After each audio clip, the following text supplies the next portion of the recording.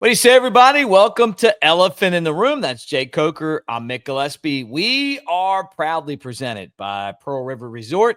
We talk Alabama football right here on Cover Crimson. We try to do it as much as possible, and we're doing it today. So like, subscribe, thumbs up, and let me play Jake's Open just so that he feels good and you guys feel good too.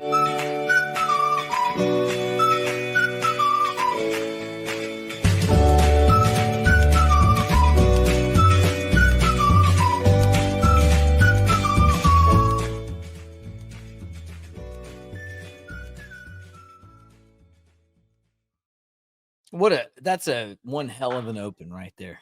Just get you ready for a good talk show. Yeah, that'll win an Emmy. It is. That's an Emmy winning. Like, hey, do you notice my Daniel Moore print right there? Look at that. That's the 92 championship print right there. Ah, you got that up in Knoxville, huh? Yeah. They might not like it around here. Well, you know what? They got the best of us the last 2 out of 3 years, but hey, it's been a long time since they got us in Tuscaloosa. I love that Morgan Wallen song where he's talking about, we lost to Alabama again, but I'm dating this chick. Like those were the good old days, right? The 16 straight years of, just stomping their ass. Where when Tennessee just knew they were going to lose. It was a given. It was a given, right? Yeah. So what are you up to, man? What's going on? Man, just running around, coming off a big weekend, big weekend of freaking Alabama going 0-2 in a regional again, I'm so sick of, can I say this and I'm not saying I want Rob Vaughn out or anything like that. I think he's taking the program in the right direction, but I want to give him a piece of advice. You think it would be a bad idea to do that on this show? Let's see, he's probably not going to watch, but I want to give him a piece of advice, like just from a guy, an OG that's been around for a long time. Rob, call Jim Wells and say, hey, man, I heard you're doing the high school baseball thing. Would you come and be my bench coach? Volunteer assistant. You just sit on the bench and help me make these guys hard. Yep. Instead of being a bunch of soft, get into the big games losers, because that's what we got right now. Like Jim Wells was about making guys winners. And Rob, you do a good job, man. You recruit, you know how to do it. Go get him to come in and help you get these guys ready to win the big games, because you haven't won a big game in a long time, and it was embarrassing watching you guys at the Southern Miss Regional, where Columbia and Miami are playing for the championship, and you guys were 2 out again. Yeah, I mean, that's exactly what I feel like I'm the bottom. Well, I just say that watching Alabama baseball over the years, and I pull for you. I love you. Love you. I mean, I want y'all. I want to watch Alabama in the World Series. But it's almost like we're up 5-3 going into the 8th, and it's almost like you just have this. It's like how Tennessee felt when they were playing Alabama for those 17 years. You just know something is going to happen. They hit the solo home run, then we're off the rails, and then the top of the ninth. It's obviously not ideal to be down going into the top of the ninth, but hell, we've got a situation where we got I think Justin LeBron was the go-ahead runner at the plate, and takes 2 swings at balls in the dirt. Just looks like he's completely lost out there. And it's like the moment, because, if it's the 5th inning playing Ole Miss and, in March, I feel like he gets up there and has a good at bat. But elimination game against, Southern Miss in a regional, and he swings at 2 balls in the dirt, and you're like, man, that was 3 pitches, and he struck out. And it wasn't 2 bad cuts, too. I don't know, just, it just seems like the moment's too big. Look, winning was nothing that Jim Wells ever had a problem with. He's the guy that took Alabama to their last 3 World Series, right? He had Alabama always as a contender in the SEC. And the problem that Alabama had when he was there is that they didn't buy in the baseball. I'm sorry, they just didn't. They put all the money in other sports. They never gave the guy the facilities that he needed to be successful.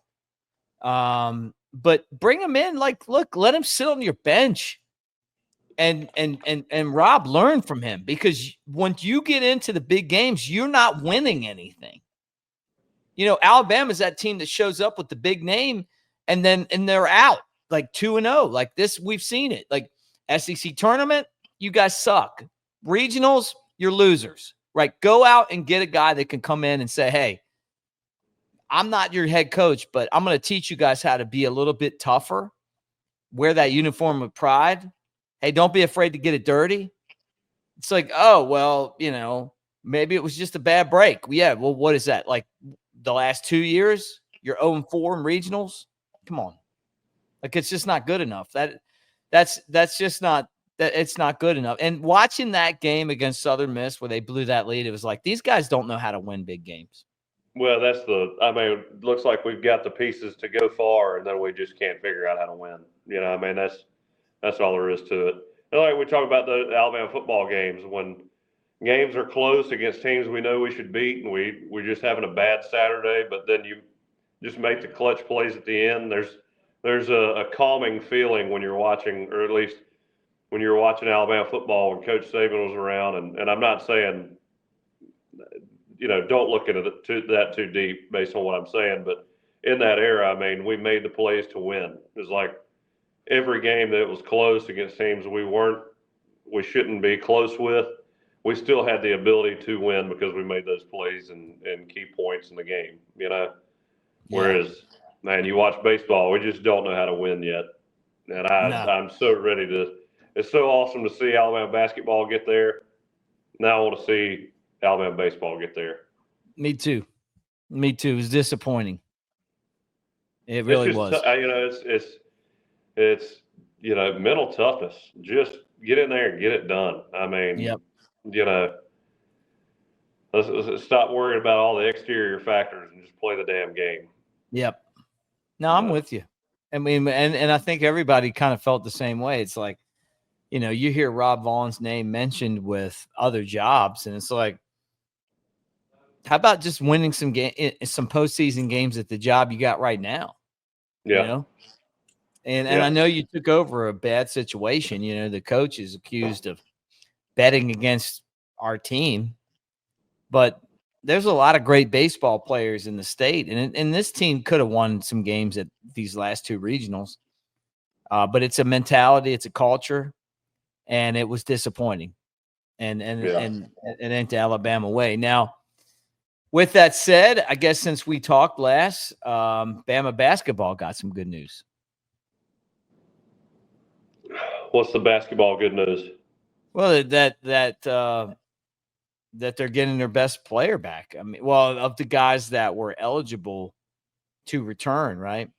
Mobile native and a guy that can really help this team.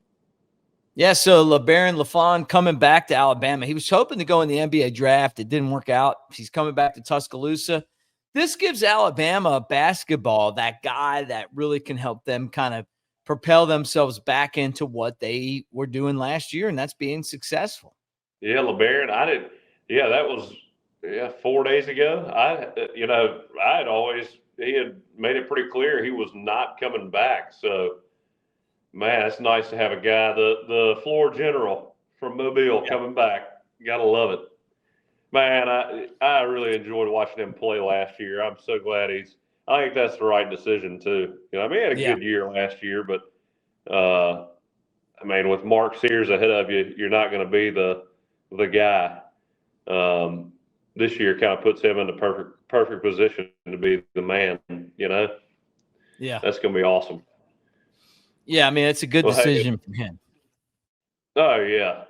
But in other news, you see Mark Ingram is eligible to be in the college football playoff. I mean, the College Football Hall of Fame. All right, let me put this up.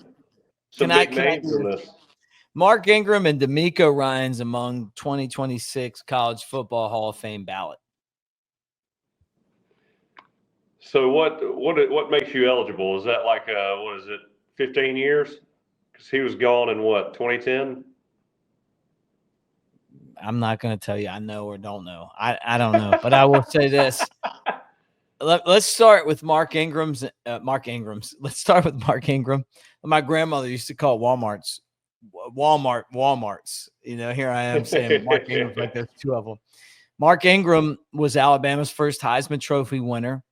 He ran behind our buddy Mike Johnson in that offensive line. 2009 helped Alabama to their first national championship game, national championship win since Jay Barker and those guys in 92. I think that he's done everything the right way. I love him, man. I just the thing about, and you get this, like being a student at Alabama, you just want somebody that's representing your school to be good at football and good at talking. And Mark's like great at both. Like he's a great football player, but then I watch him on Fox and I'm like, hey, not only can he talk, but he's cool, you know? So he's in. I'm going to tell you he's in. Well, yeah, I think you got 4 shoe-ins, and you got Mark Ingram and Ndamukong Suh, Cam Newton, and Robert Griffin III. Now, there's some other ones on there. Right. Larry Coker's on there, which I don't know how many they take.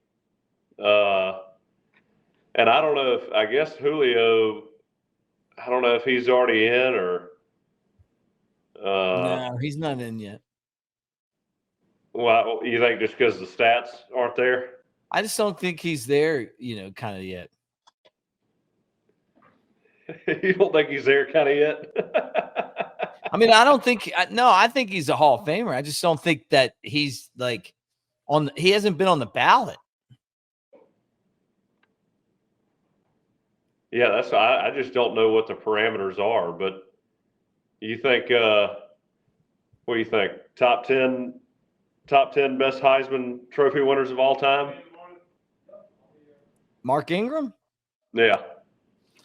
Look, I remember I ran into him at Chuck's in Tuscaloosa years ago, and I was like, hey, I lived through the lean era, and I was like, just thank you. Like, I didn't know I was ever going to be doing this, like I didn't know I was going to work with his offensive linemen. I didn't know I was going to work with, become best friends with some of the guys he played with. I just was like, thank you, man. Like, because I lived through and you were too young. You probably don't remember what life was like when we were getting our ass kicked by Tennessee, Auburn, and LSU every year. Oh no, I remember. And the coaching carousel of the early 2000s. Yeah, you were a little kid getting tackled on on the football field at your middle school or whatever. But I mean, I was living it right now. Yeah, I mean, I was young enough to not really understand what Mike Price was talking about. You didn't know what he meant by it's rolling. Had Mom, no what do idea. you mean by that? Had no clue. People don't ask if you don't know what we're talking about. Yeah, I just thought he was bought in, Yeah. I was rolling. He's just saying that we're going to win. Okay. And he was letting everybody know about it. It's so funny. Oh, boy. I was bartending in Tuscaloosa, and he came in, and he was a great tipper, and he brought a big crowd with him. But I was like, this guy's not going to laugh. And he didn't even make it one game, Mike Price. Well, that was probably the last of that era of old school coaches that could, get out, maybe get a few beers, see people out in public. That's not a thing anymore. No, it's not. No, there's too much money in it now. I mean, right. You can't give the media ammunition anymore. I mean, it's too high profile. You can't do it. No, you're right. But yeah, D'Amico Ryans, Mark Ingram. I mean, D'Amico, that 05 season, man. I remember that defense he was a part of. You imagine having him, Roman Harper, was it Charlie Pepper? Yeah. I lived it. I think our boy I Freddie still think the Rosenholz. best. I'm going to tell you, man, the best one. It might be my number one game at Bryant-Denny Stadium when we beat Tennessee 6-3, and Roman Harper forced that fumble when I think the guy's name was Mark Anderson. Anderson for Tennessee was going in to score, and he hit him right on the football, and it went out of bounds, and then Jamie Christensen hit that field goal. It was so loud in that stadium, and I left, and I went to the Houndstooth, and they were doing work on the strip, and I could see Philip Fulmer in that bus, and this guy had a giant stick with Philip. It had a big fat guy sitting on a toilet, but he had superimposed Philip Fulmer's head. And when that bus got stuck in front of Innisfree, and not Innisfree, sorry, Houndstooth, and they all ran to where the bus was, and that guy was waving that stick. I saw Philip Fulmer go like this, and I like Philip. Like, I know him; he's a good dude. But I know some of you guys are gonna hate me for saying that, but I saw him do this, and that guy had that stick. It was pretty funny. It really was. The players were laughing in the back. Like, there's no way, dude. There's no way. So funny, man. It was so funny. It really was. It was really hilarious. One of my all-time great strip moments. Yeah, I've heard you. I've heard you mention that story before. That's one you don't forget.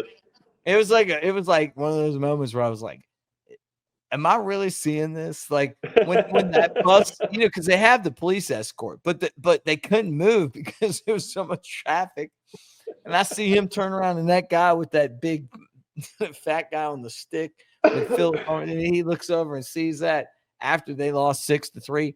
And that was the end of Tennessee. Kicked our ass for a long time. Yeah. And we had to deal with NCAA and Shula stuff, but Shula lost me with the 5 overtime loss when we had 1st and 1 and couldn't get a first down.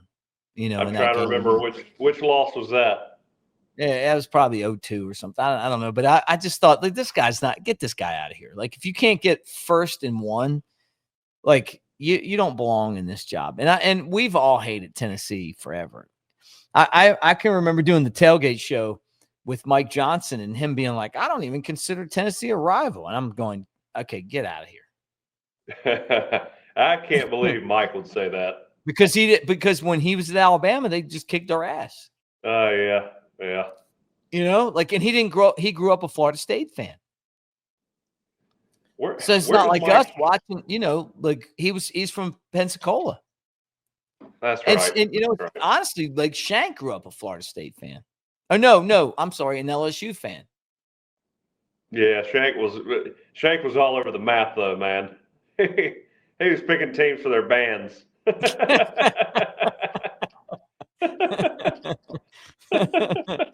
Oh, so funny.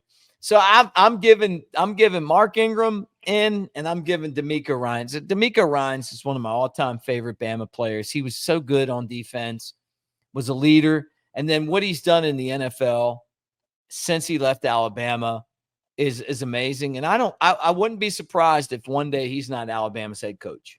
If he wants that job, if he wants to do it. Yeah, I wouldn't be surprised either. I mean, I hope it's not anytime soon, but right. That would be bad for us. Yeah. I gotta, they're gonna have to figure out the NIL stuff before D'Amico wants to jump off. Yeah. I think he's going to do real well in the NFL. I met him not too long ago at a Senior Bowl event, and man, I really liked him a lot. You can see why he's successful. Who's your top? Who is your most influential Heisman winner? Influenced a team the most while you were alive? Which I think you already know mine.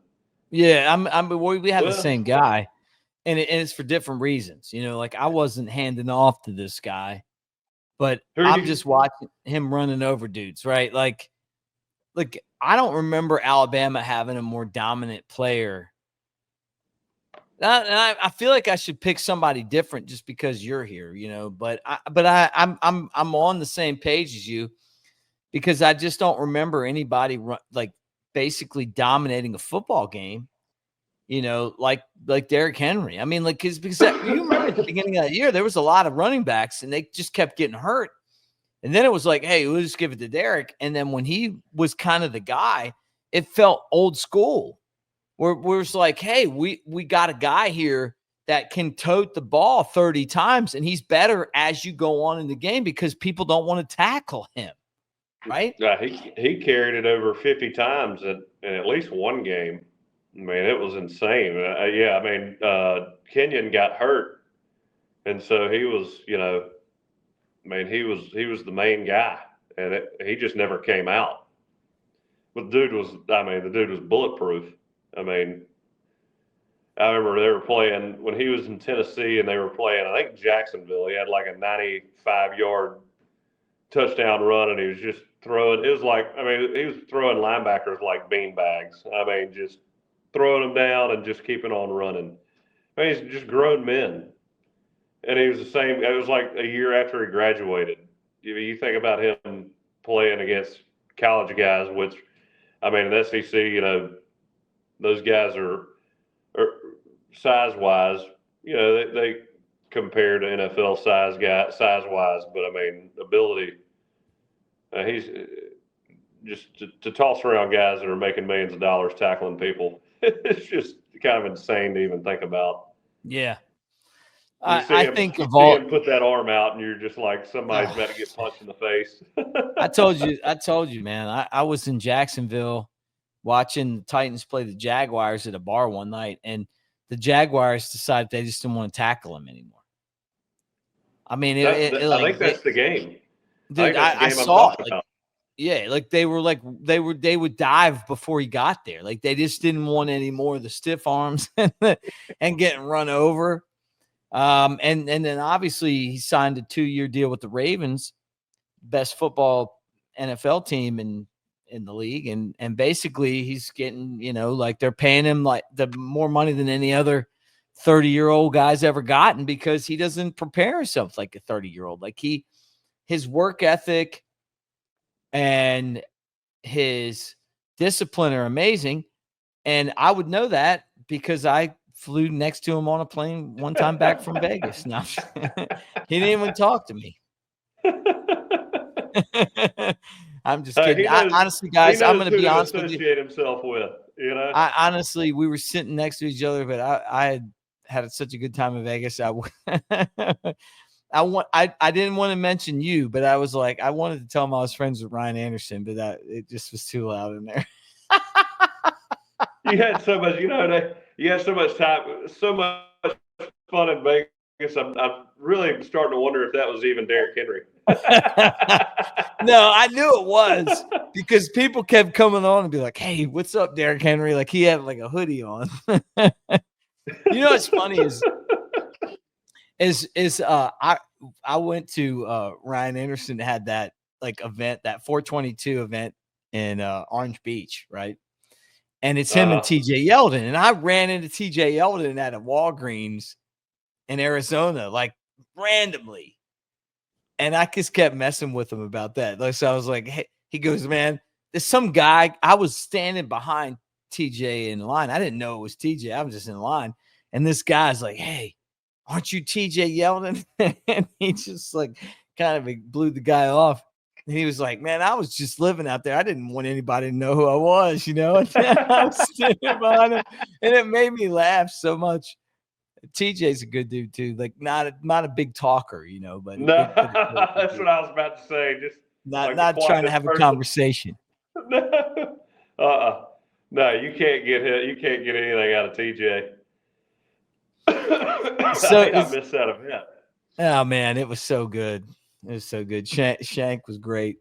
You don't realize how small you are until you stand next to Shank. I know. Like at 6'7", 400 pounds, you're like, okay, yeah. I had a picture with you and Baron Huber, and I feel small. Like, oh, when I'm in a picture with Shank, I feel tiny. Yeah, I mean, he is. I mean, he's got about 100 pounds on me. He just, When I talk shit, on these podcasts to Shank, I tread lightly. I can't wait to get us all in the studio again. Hey guys, I want to remind you we're brought to you by Pearl River Resort, Philadelphia, Mississippi. Jake's big golf guy. He's Mr. Scramble. And you guys, you don't have to do the scramble. Come to Pearl River, the Azaleas, the Oaks, two just absolutely amazing golf courses. We were just there last week. Jake will tell you those are killer golf courses. You don't have to have a membership. But swing out there. It's an hour and a half from Tuscaloosa, 2 and change from Birmingham. It really is the Augusta you can play. They put a ton of money into it. You like slots, they got you covered there as well. The water park, which is Geyser Falls, that's going strong this time of year. The spa, concert series, all that stuff at Pearl River Resort. We had a blast, dude. Like every time we go there, it's fun. Oh, yeah. Man, poor Matt. He got his team lost, didn't they? Southern Miss? Yeah. He's been messaging. I don't know what to say to him. He's all fired up too, man. Hosting the regional, and you lose to Columbia day one. Columbia. Would you rather lose to Miami and Southern Miss or Columbia twice? Oh. Twice. Of all those teams, I'd rather lose to Southern Miss. Yeah, me too. And Miami, I mean, compared to Columbia. Twice, yeah. Like you said, twice. Damn. And those guys came down to Mississippi to beat your ass at home.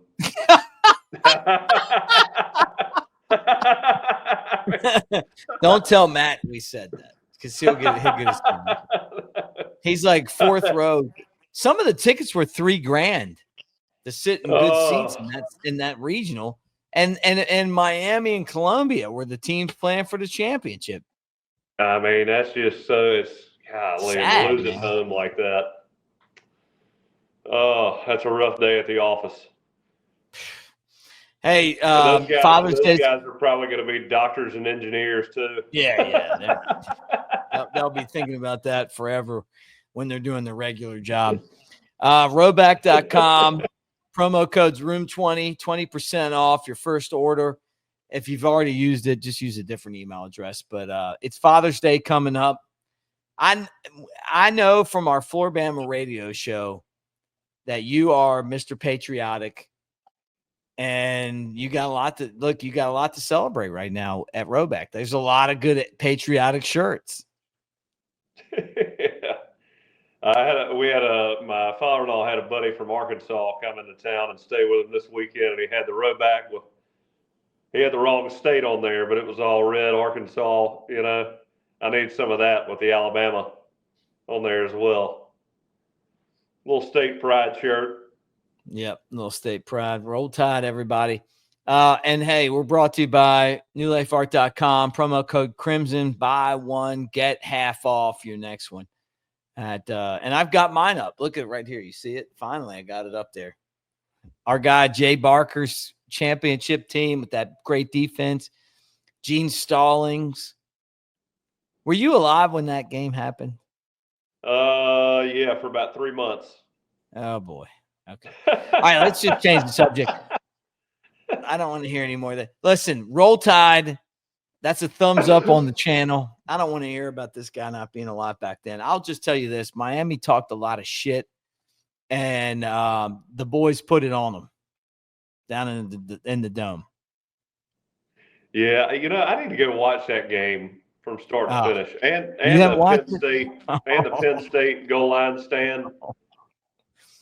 Listen, dude, you will love it. You got to watch. Like, Miami didn't want to shake anybody's hands. They were too good for everything. And then and Bama was a big underdog. I mean, was Michael Irving playing, or was he already? Nah, he wasn't on Miami? He wasn't on that team. He was already in Dallas. But hey, Larry Coker, that's another Hall of Famer or Hall of Fame on the Hall of Fame ballot. Larry Coker. Oh yeah, Larry Coker. Yeah, I didn't realize he won a national championship at Miami in his first year as a head coach. Yeah, he took over a great program. I mean, they were stacked when he got there. That had to be what, 02, 01, yeah. 02?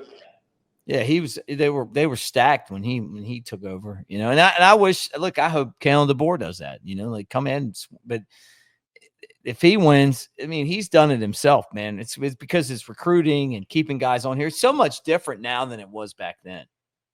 Yeah. Yeah. I mean, yeah, you could actually have some continuity back then. Yeah. You get the right guy in there, which I feel like we got the right guy. We do. I think so too. You just got to build your own program after getting there, you know? Yep. Well, any final thoughts on this show today? And by the way, it's good to see you back in action again. I feel like we've missed you for a while. I know. We got to do some live shows again. I know. It's been too long. Look, not this week, but next week. You can do it next week. Why, you got some games in town? I know I'll be at home. So, and are you going to the Steve Azar golf tournament? No, I had to cancel today. Hey man, 4 nights away with a 1-year-old staying with the in-laws. It's just that's a lot to ask, you know. Well, it'll be me till Monday. It won't be me till Monday. I told him next year. Next year I'm in. Okay. All right. Well, I was hoping you were going to be there. All right, guys, look, get in the comment section. Tell me what you think. We appreciate you guys being here and hanging out with us as we work through the offseason. Jake Coker and Mick Gillispie, elephant in the room. Cover Crimson. A couple things I want to tell you. First is that we got you set up. The promo code is Crimson at newlifeart.com. Buy one, get half off. You want that Ryan Williams print in your office?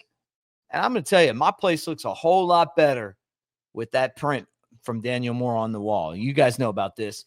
Buy one, get one half off, newlifeart.com. And then finally, as we say it all the time, you know, say Roll Tide with a thumbs up. We're presented by Pearl River Resort over in Philadelphia, Mississippi. We appreciate them. They got the Timeout Sports Lounge, which is a Vegas-style sports book. It's right in your home backyard. You don't have to go all the way to Vegas. The two of us were out there last week, had a great time. Dancing Rabbit Golf Course. It's the Augusta you can play. You got the Azaleas, the Oaks, 2 amazing courses. Table games and slots, Golden Moon and Silver Star Casino. You got the water park, Geyser Falls, some great concerts coming up, the spa, all that stuff at Pearl River. Thank you guys for hanging out. For Jake Coker, I'm Mick Gillispie. We'll do it again later this week. Roll Tide.